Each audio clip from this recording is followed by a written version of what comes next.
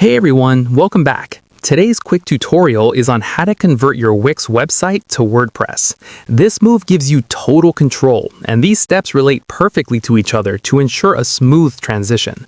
First, you need to purchase web hosting. Since you are moving from Wix, I recommend managed WordPress hosting like SiteGround or WP Engine. They handle updates and backups for you. During signup, set up a temporary domain. This is vital because your Wix site is still live and you need a workspace to build your new site before officially switching over.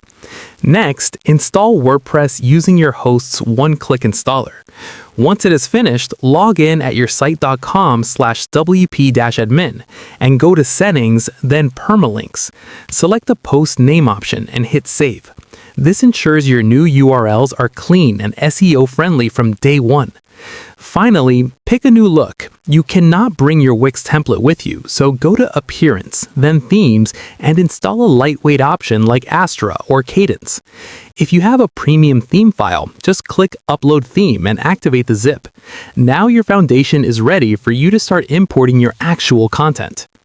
If this guide helped you start your move to WordPress, please hit that like button and subscribe for more straight-to-the-point tech tutorials.